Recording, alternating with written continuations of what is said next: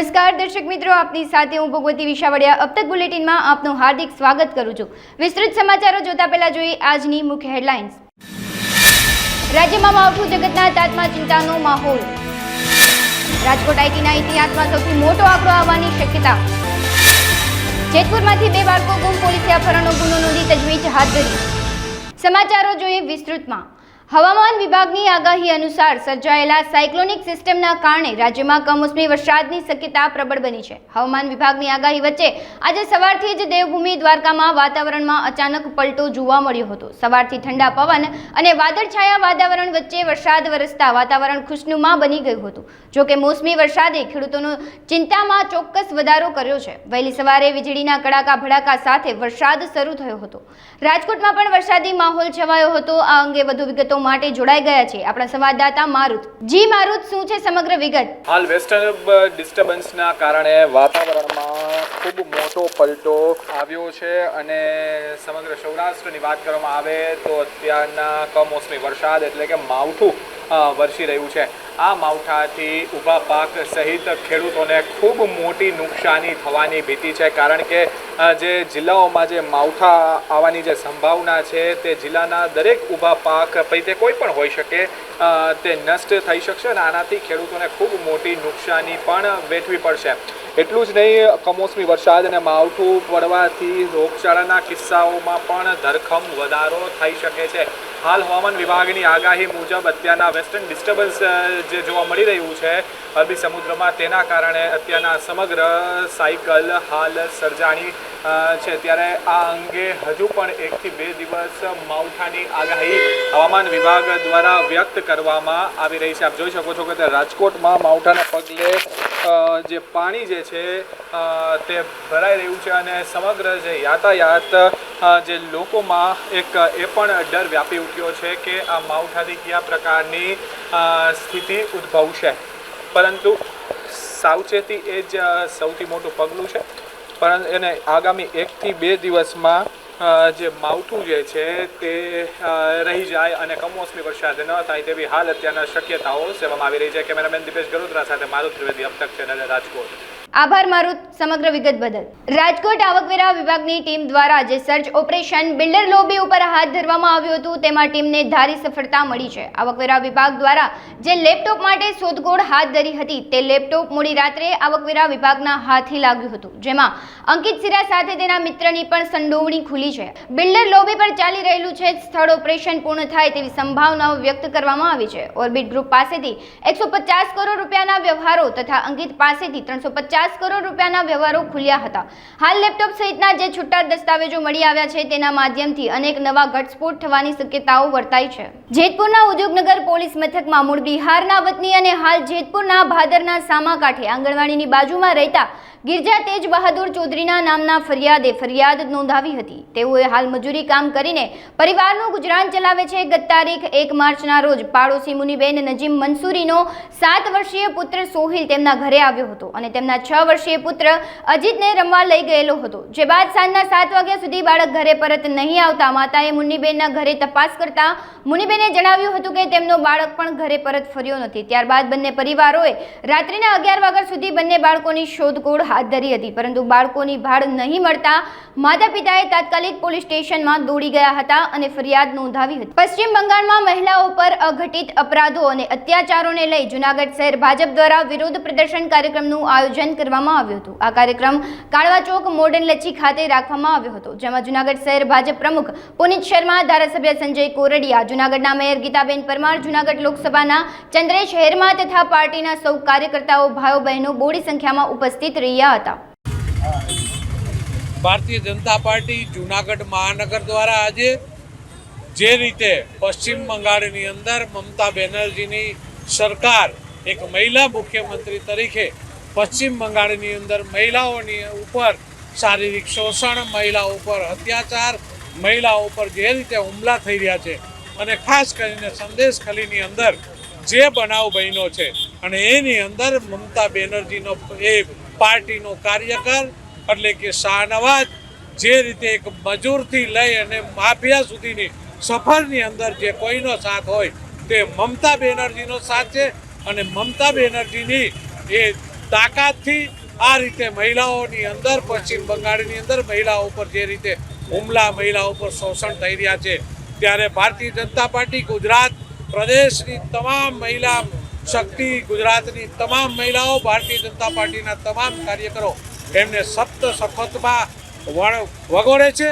અને જો એક માતૃત્વ શક્તિ જો એમની અંદર મમતા બેનર્જીની અંદર છુપાયેલી હોય, એક માતા હોય, એક સ્ત્રી હોય, તો સ્ત્રી ઉપર આવા અત્યાચાર થતા હોય ત્યારે રાજીનામું આપી દેવું પડે અને ન આપી શકે તો એમને પદ છોડી અને આજે લોકો પાસે, મહિલાઓ પાસે માફી માગવા જવું પડે. આ કામ મમતા બેનર્જી નથી કરી શકી અને ગુંડાઓને મદદ કરી અને આ રીતે એક શાસન, અત્યાચાર વાળું શાસન પશ્ચિમ બંગાળમાં ચલાવી રહ્યા છે. જ્યારે આ દેશના વડાપ્રધાન આદરણીય શ્રી નરેન્દ્રભાઈ મોદી મહિલાઓને સશક્ત કરવા માટેની જે કોશિશ કરી રહ્યા છે અને આગળ વધી રહ્યા છે, ત્યારે એક મહિલા મુખ્યમંત્રી મહિલાઓ પર અત્યાચાર કરી રહી છે, ત્યારે એનું દુઃખ છે. એની અંદર શરમ હોય, એમની અંદર માતૃશક્તિ હોય તો રાજીનામું આપી દે, એવી ભારતીય જનતા પાર્ટી ગુજરાત પ્રદેશના કાર્યકરો આજે માગણી કરે. પશ્ચિમ બંગાળમાં જ્યારે નારી ઉપર અત્યાચાર થયો છે તૃણમૂલ સરકાર દ્વારા, તો આ ખૂબ નિંદનીય છે. ને ખૂબ અમે સાથે મળી ભારતીય જનતા પાર્ટીના ગુજરાત તેમજ જૂનાગઢમાં પણ આજે અમારા કોર્પોરેટરો, અમારા ધારાસભ્યો, અમારા પાર્ટીના દરેક વરિષ્ઠ આગેવાનો દ્વારા આજે સાથે મળી અને ખરેખર અમે આ પાત્ર જે નિંદનીય પાત્ર છે તમે એને ખૂબ અને ખૂબ આ કૃત્ય ખરાબ કરેલું છે, તો અમે એને નિંદનીય ગણીએ છીએ કે આજે દીકરીઓ માથે બહેનો માથે જે અત્યાચાર થયો તે ખરેખર ખૂબ ને ખૂબ ખરાબ કામ કરેલું છે. તો આ મમતા સરકાર કે જે સુરપંખાનો રોલ, અત્યારે પણ સુરપંખાનો રોલ જ અદા કરી રહી છે. આમ જોઈએ તો તેણે બહેનોને સપોર્ટ કરવો જોઈએ, પરંતુ જેણે આ કૃત્ય કર્યું છે તેને પણ સપોર્ટ કરે છે. એટલે આ સુરપંખાના રાજમાં બહેનો ઉપર જે અત્યાચાર થયો છે, તો ફરીવાર આ સુરપંખાને રાજ ન મળે એટલા માટે અમે બધાએ સાથે મળી અને ખૂબ ને ખૂબ નારા લગાવીને આ મમતા સરકારનો વિરોધ કરીએ છીએ. પશ્ચિમ બંગાળમાં મમતા સરકાર ફરીવાર આવવી જ ના જોઈએ. આ જે એણે જે કૃત્ય કર્યું છે તે બદલ અમે ખૂબ નિંદનીય છીએ, ખૂબ વખોડીએ છીએ. એટલે મમતા સરકાર હાય, મમતા સરકાર. લોકસભાની ચૂંટણીઓ નજીક છે ત્યારે નેતાઓના બેબાક બોલથી રાજકીય સમીકરણમાં ગરમાવો આવી જતો હોય છે. ત્યારે આજે અમરેલી જિલ્લા કોંગ્રેસની વિસ્તૃત કારોબારી બેઠકમાં ઉડીને આંખે વળગે તેવી બે બાબતો સામે આવી હતી. એક તો પ્રદેશ કોંગ્રેસના કાર્યકારી અધ્યક્ષ અમરીશ ડેર છેલ્લા ઘણા સમયથી ભાજપના નિશાને છે અને ભાજપમાં અમરીશ ડેર ભળવાની વહેતી થયેલી અટકળો વચ્ચે જિલ્લા કોંગ્રેસની વિસ્તૃત કારોબારી બેઠકમાં અમરીશ ડેર ગેરહાજર રહેતા ફરી અમરીશ ડેર ભાજપમાં જવાની અટકળોએ વેગ પકડ્યો છે. ત્યારે પૂર્વ નેતા વિપક્ષ પરેશ ધાનાણી, પૂર્વ સાંસદ વિરજી ઠુમર, જિલ્લા કોંગ્રેસ પ્રમુખ અને પૂર્વ ધારાસભ્ય પ્રતાપ દુધાત સહિતના નેતાઓ ખાસ ઉપસ્થિત રહ્યા હતા. જ્યારે પ્રદેશ કોંગ્રેસના કાર્યકારી અધ્યક્ષ હોવા છતાં અમરીશ ડેરની ગેરહાજરી ઉડીને આંખે વળગી હતી. જિલ્લા કોંગ્રેસ પ્રમુખે લગ્નમાં કામે જવાનું હોવી જણાવી લડાયક વ્યક્તિ છે. અમરેલી જિલ્લા કોંગ્રેસ પરિવાર મારફત વિસ્તૃત કારોબારીની અંદર ન્યાય યાત્રા લઈને રાહુલજી જ્યારે દેશની અંદર બધે જ જતા હોય ત્યારે ગુજરાતમાં આવનાર દિવસોમાં આવવાના છે, એના ભાગરૂપે કારોબારી બોલાવી છે. જિલ્લાભરમાંથી કાર્યકર્તાઓ ન્યાય યાત્રામાં દક્ષિણ ગુજરાતમાં જોડાય એના માટેના આયોજનની એક આ કારોબારી છે. સાથે સાથે દેશની અંદર અરાજકતાનો જે માહોલ છે એમાં 3 ઠરાવ અમે કારોબારીની અંદર સરકારને નિંદા કરતા પાસ કરવામાં આવ્યા છે. ઠરાવ નંબર 1, આ દેશના વડાપ્રધાન ખેડૂત વિરોધી હોય એવું આખું માહોલ ભૂતકાળમાં પણ એને બતાવ્યો. 1 વર્ષ સુધી 3 કાળા કાયદા ખેંચવા માટે આખા દેશના ખેડૂતોએ આંદોલન કર્યું. 700 ખેડૂતોએ જીવ ગુમાવ્યા. 1 વર્ષે એને કાળા કાયદા પરત ખેંચ્યા. આજે હરિયાણા, પંજાબ બધા જ ખેડૂતો એના ભાવ માટેના આંદોલનો કરી રહ્યા હોય અને સરકારના પેટનું પાણી પણ ન હલે અને ખેડૂતોએ ફાયરિંગમાં જીવ ગુમાવ્યા ત્યારે એને શ્રદ્ધાંજલિ આપી.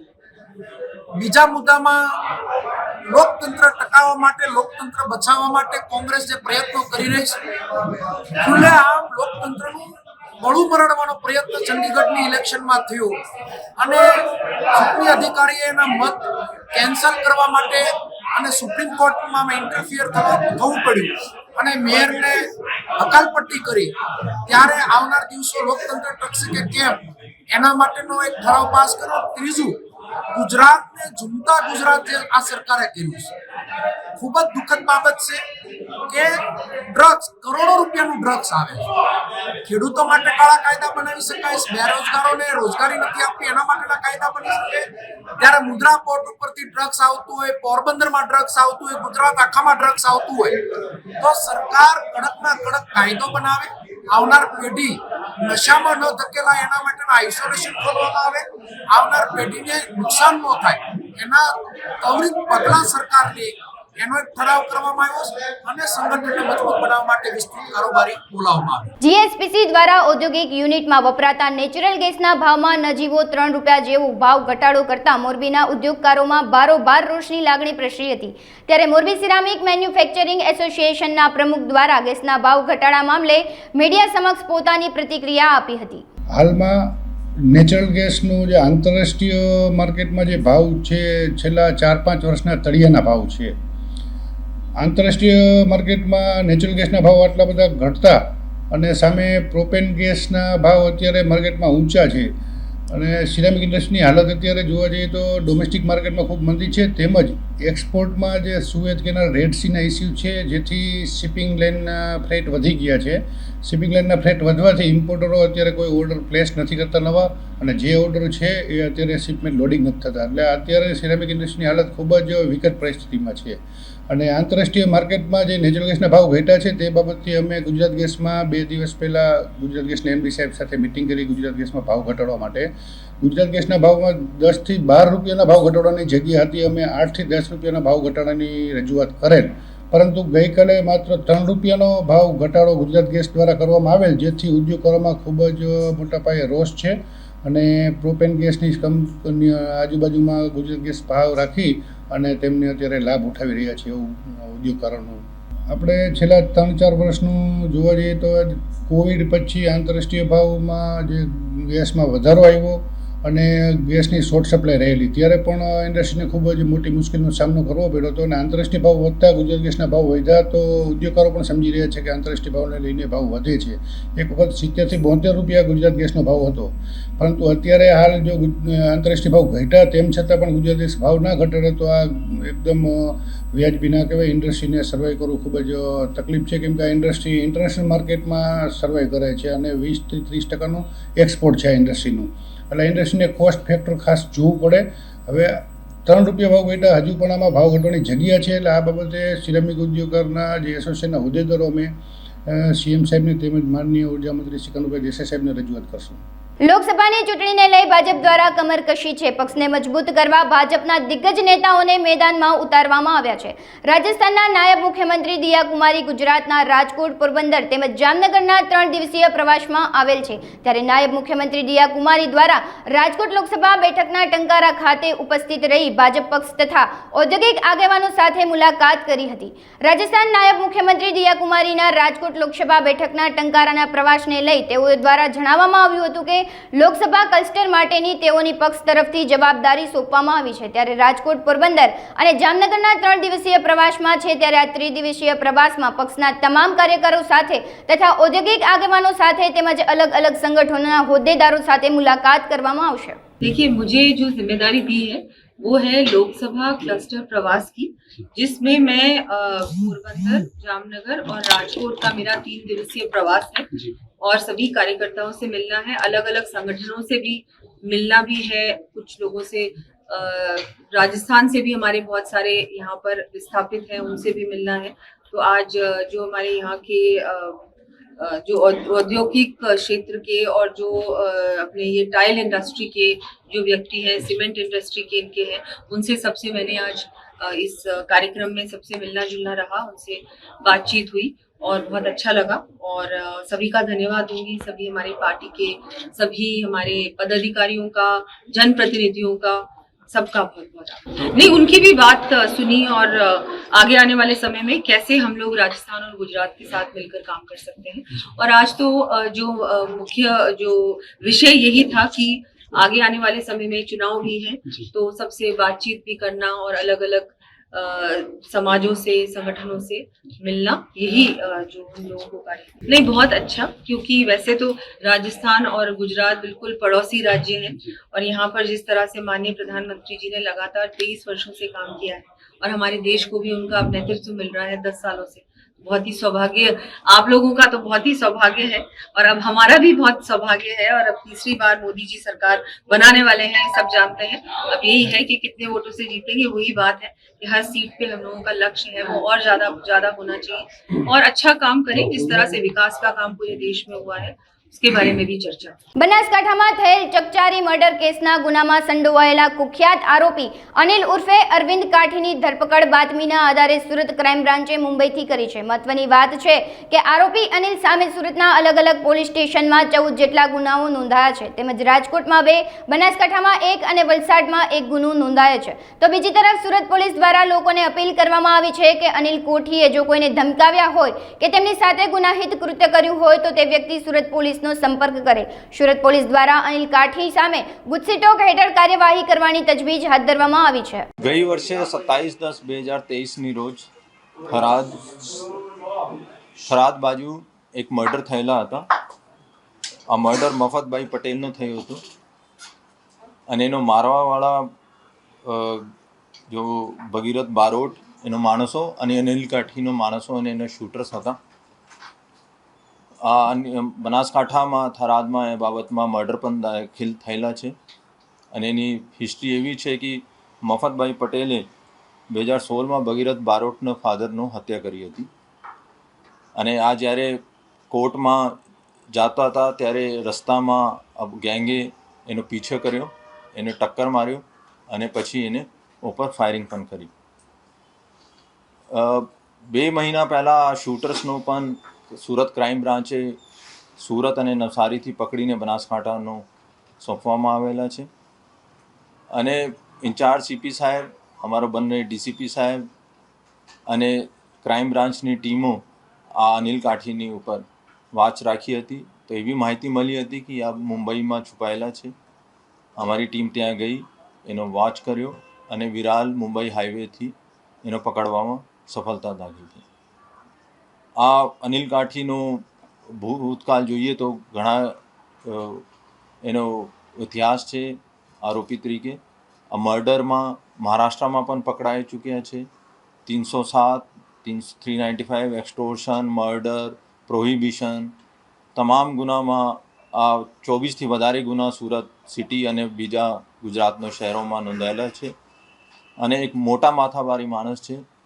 અમારી ત્યાં એસપી બનાસકાંઠા જોડે પણ વાત થઈ છે।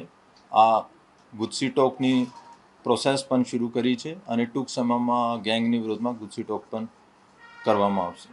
ગીર સોમનાથના વેરાવળ બંદર પર 350 કરોડના ડ્રગ્સ મામલે વધુ એકની ધરપકડ કરવામાં આવી છે। આરોપી પકડાતા ચોંકાવનારા ખુલાસા થયા છે। હાલમાં જ વેરાવળ બંદરથી 350 કરોડનું કિંમતનું 50 કિલો હેરોન ઝડપી પાડ્યું હતું અને બોટના ટંડેલ અને હેરોન લેવા આવનાર એમ કુલ 3 વ્યક્તિની ધરપકડ કરવામાં આવી હતી, જેમાં જાણવા મળ્યું હતું કે ડ્રગ્સની હેરાફરી ઓમાનના દરિયામાંથી થઈ હતી। પોલીસે આરોપીની પૂછપરછ હાથ ધરતા જાણવા મળ્યું છે કે જામનગરના બેડીમાં અલારખા નામનો શખ્સ જે ઈશાક રાવ ઉર્ફે મામાના કોન્ટેક્ટમાં છે અને એટલું જ નહીં, તે હેરોઇન લાવવાથી લઈ સપ્લાય સુધીનું નેટવર્ક સંભાળતો હતો।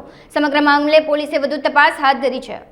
વેરાવળમાં જે અમે હેરોઇન પકડ્યું હતું એ હેરોઇનમાં 3 આરોપી જે તે સમયે અમે પકડેલા અને એ 3 આરોપીની વધારાની પૂછપરછ બાદ અમે બીજા 6 આરોપી ડિટેન કરેલા। એ બધાની પૂછપરછમાં અને એમના કોલ ડિટેલ અને અન્ય એનાલિસિસ કરતાં અમને વધારે વિગતો મળી છે અને પરમ દિવસે અમે જામનગરથી રાત્રે અલારખા કરીને જે આ બધાનો હેન્ડલર છે ગુજરાતમાં એનો અમે ધરપકડ કરી છે અને આજે એના રિમાન્ડ માટે પણ રજૂ કરીએ છીએ અને એની વધારાની એની કોલ ડિટેલ, એના બાકીના તમામ એના કનેક્શન્સ શું છે, કોની સાથે છે એની તપાસ કરી રહ્યા છીએ। આરોપીના ઇન્ટ્રોગેશન ઉપરાંત અમારી પાસે ટેકનિકલ ડિટેલ એવી અમુક આવેલી કે જેમાં અલારખાની સંડોવણી ક્લિયર કટ દેખાતી હતી અમને અને આ સિવાય પણ અલારખા બીજા એક કેસમાં આરોપી ન હતો પણ એની ભૂમિકા હતી। એ શંકાને આધારે અમે પહેલાં એને પકડેલો અને ત્યાર પછી પૂછપરછમાં અમને વધારે પુરાવા મળ્યા। અલારખા સીધો જ ઈશાક જે મુખ્ય આરોપી છે, જે મેઇન હેન્ડલર છે, એની સાથે સીધો જ સંપર્કમાં હતો અને છેલ્લા 3 વર્ષથી એની સાથે સંપર્કમાં છે અને એને વારંવાર એના કોલમાં પણ કોમ્યુનિકેશન થયેલું છે. એ ઉપરાંત ઈશાકના તમામ ફેમિલી મેમ્બર સાથે પણ એ સંપર્કમાં છે. મુખ્ય રોલ એનો જે ઈશાક ત્યાંથી જે પણ એને સૂચનાઓ આપે એ સૂચનાઓનું અહીંયા પ્રોપર ઇમ્પ્લિમેન્ટેશન થાય. કોને કઈ કામગીરી સોંપવાની છે, જે કામગીરી સોંપ્યા પછી એનું પેમેન્ટ પહોંચાડવાનું છે તો કેવી રીતે પહોંચાડવાનું છે, આ તમામ વસ્તુઓ લારખા હેન્ડલ કરી રહ્યો છે. ઈશાક આઉટ ઓફ ઇન્ડિયાથી હેન્ડલિંગ કરી રહ્યો છે એવું અમને અત્યારે પ્રાથમિક ઇન્ટ્રોગેશનમાં મળ્યું છે.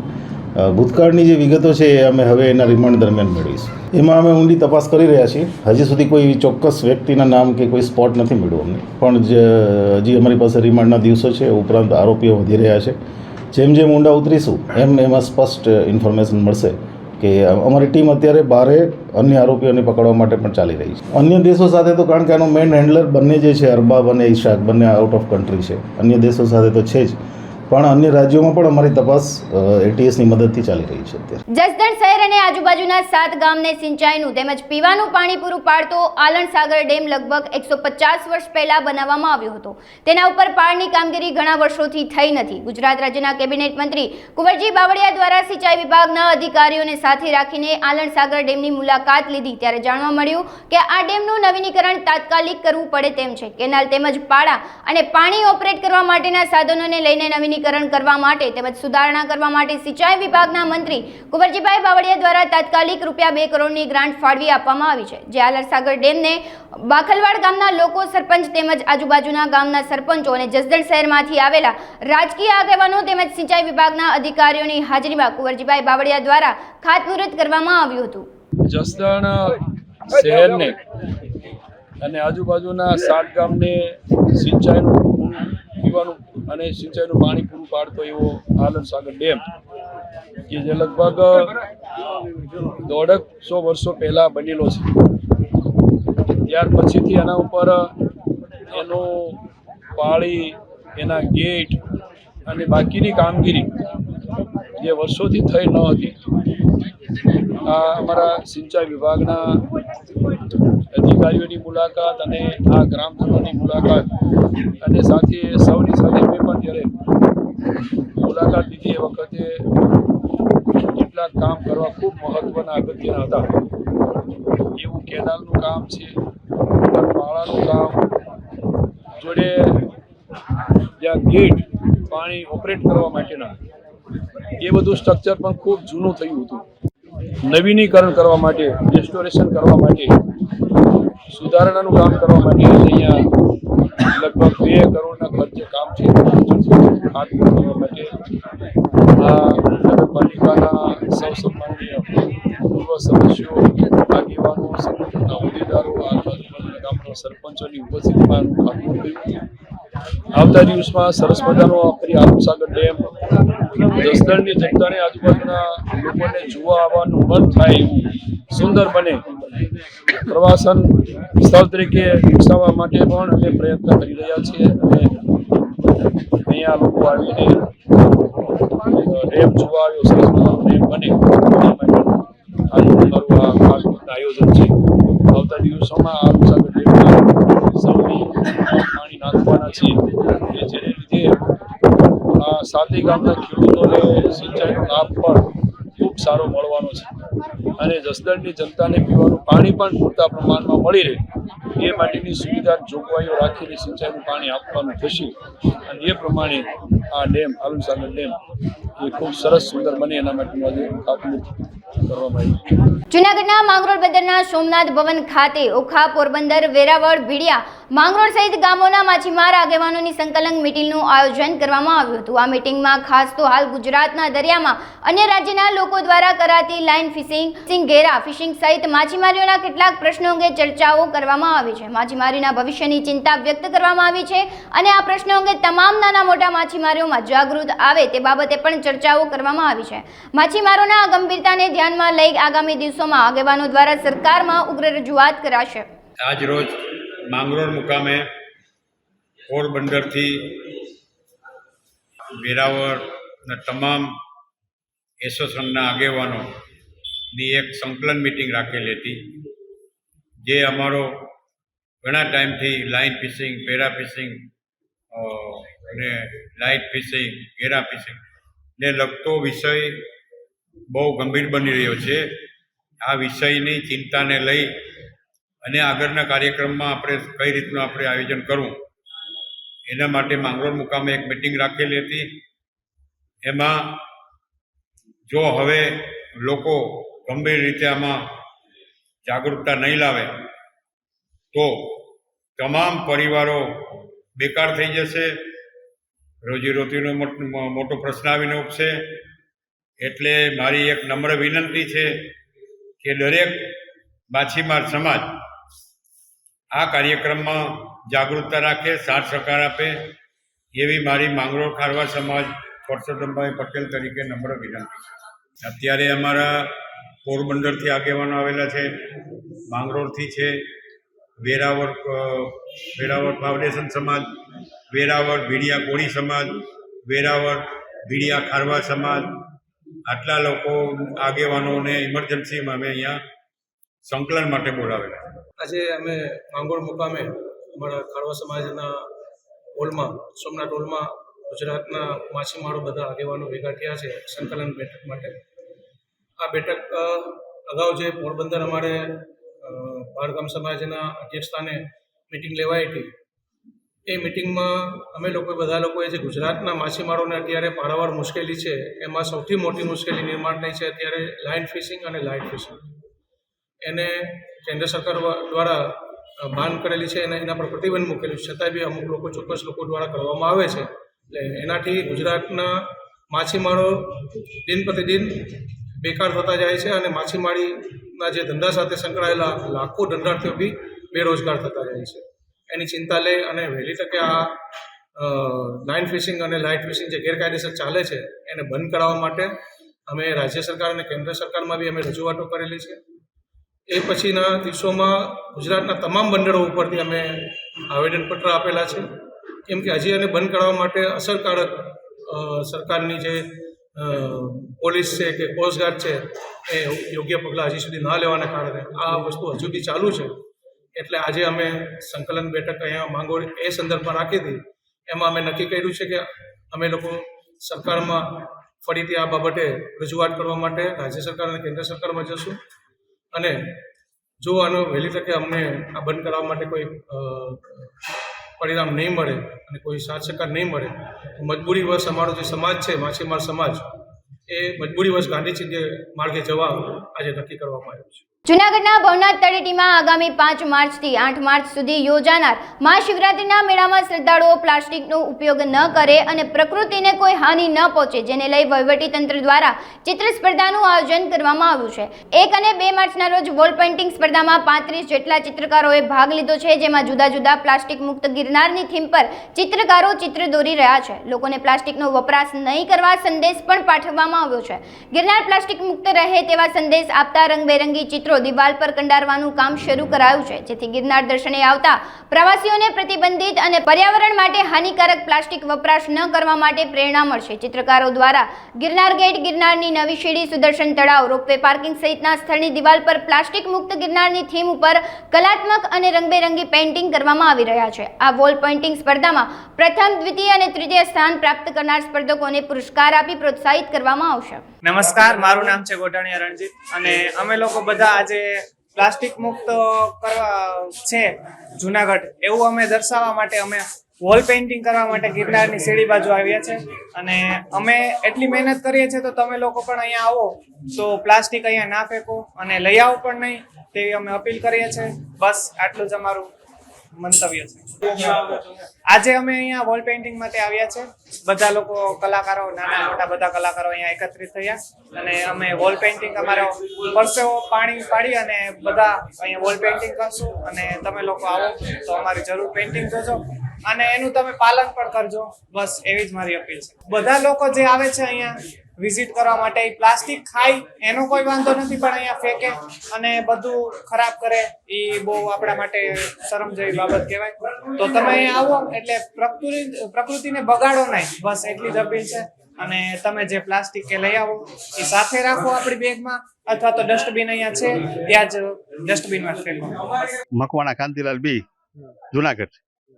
યુવક સેવા અને સાંસ્કૃતિક વિભાગ જુનાગઢ દ્વારા જે આ ધાર્મિક મેળો છે અને એમાં જે આ પ્લાસ્ટિક મુક્ત ગિરનાર જેવું આયોજન કર્યું છે એ માટે સૌ આપણે સહકાર આપીશું અને કાપડની થેલીનો ઉપયોગ કરીશું અને પ્લાસ્ટિકનો યુઝ જેમ બને ઓછો કરી અને આ સહકાર આપીએ તો આપણા માટે, પર્યાવરણ માટે, પ્રાણી, પશુ, પક્ષી સૌને માટે છે લાભદાયી છે. જય પર્યાવરણ. ચિત્ર મેં વન્ય પ્રાણીએ કઈ રીતે નુકસાનકારક છે, પક્ષીઓને કઈ રીતે નુકસાનકારક છે, હેતુ છે મારો કે પ્લાસ્ટિક છે એ કઈ રીતે નુકસાનકારક જુદી જુદી રીતે બને છે તે. હાલ સમાચારોમાં બસ આટલું જ. વધુ સમાચારો જોવા માટે તમે જોતા રહો અબ તક. નમસ્કાર.